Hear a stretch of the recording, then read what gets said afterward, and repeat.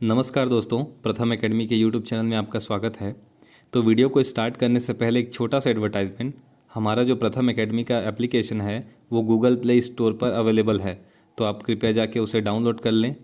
आने वाले जो हॉस्टल वार्डन के एग्ज़ाम्स हैं उसके लिए उसमें मिनिमम फ़ीस पर एक अच्छा क्वालिटी का टेस्ट सीरीज़ भी आपको अवेलेबल कराया जा रहा है। एक फ्री डेमो टेस्ट भी है जिसे आप देकर ये चेक कर सकते हैं कि वो टेस्ट आपके लिए सूटेबल है या नहीं। तो अब टॉपिक पे आते हैं। जैसा कि हम अभी देख रहे हैं कि बीएड या डीएलएड के लास्ट सेमेस्टर में या लास्ट ईयर में बहुत सारे ऐसे स्टूडेंट हैं जिनका तो रिजल्ट आ गया है या आने वाला है, अगर नहीं आया है तो कुछ ही दिनों में आ जाएगा।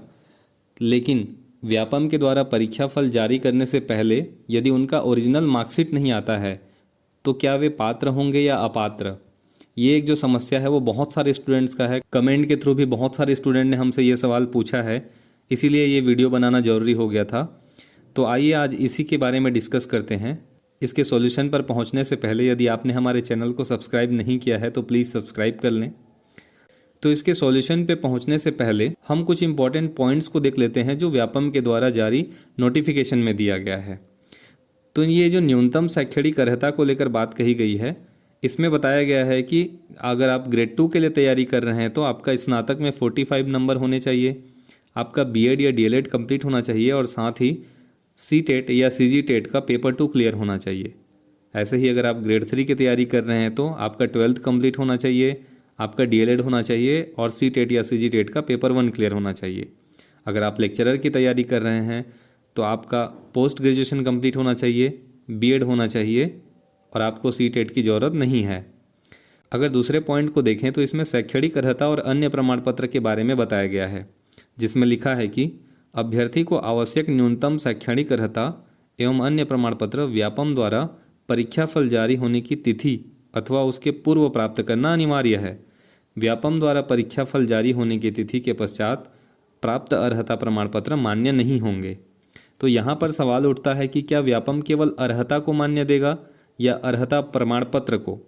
अगर वो बात करता है केवल अर्हता की यानी कि एलिजिबिलिटी की, तो ऐसे में आपका एलिजिबल होना आपके रिजल्ट के डिक्लेयर होने पर ही हो जाता है।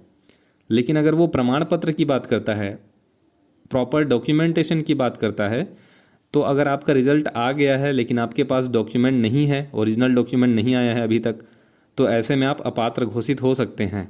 तो ऐसे में ये सवाल उठता है कि क्या हमारे पास ऐसा कोई भी तरीका नहीं है, कोई भी सॉल्यूशन नहीं है जिसके थ्रू हम अपनी पात्रता को साबित कर पाएँ। तो इसका केवल एक ही उपाय है कि अगर आपका जो ओरिजिनल मार्कशीट है वो व्यापम के द्वारा परीक्षा फल जारी होने की तिथि के पूर्व तक नहीं आता है तो आपको अपने यूनिवर्सिटी में जाना चाहिए, वहाँ जाकर एक एफिडेविट बनवा लें या फिर उनके द्वारा कुछ भी डॉक्यूमेंट दिया जाएगा जिसमें ये प्रूफ आपको वो दे दें कि आपने ये जो बीएड लास्ट ईयर का या बीएड लास्ट सेमेस्टर का एग्ज़ाम है या चाहे डीएलएड के भी हों, वो आपने क्लियर कर लिया है और आप बीएड या डीएलएड को लेकर पूरी एलिजिबिलिटी रखते हैं। इस कंडीशन में अगर व्यापम चाहे तो आपको एलिजिबल मान सकता है। तो इसका कोई और अन्य तरीका नहीं है, केवल एक ही तरीका है अपने एलिजिबिलिटी को प्रूफ करने का कि आप अपने नेट कॉपी में अपने यूनिवर्सिटी का सील साइन ले आएँ और एक एफिडेविट बनवा लें। इस तरीके से आप अपनी एलिजिबिलिटी प्रूफ कर सकते हैं। अगर इसके अलावा और कोई बातें मेंशन की जाए व्यापम के थ्रू या कुछ और तरीका निकल कर सामने आए तो हम आपको ज़रूर बताएंगे। इसके अलावा अगर आपको कोई और तरीका पता हो तो हमें कमेंट करके प्लीज़ बताइए ताकि हम अधिक से अधिक लोगों तक उन बातों को पहुंचा सकें।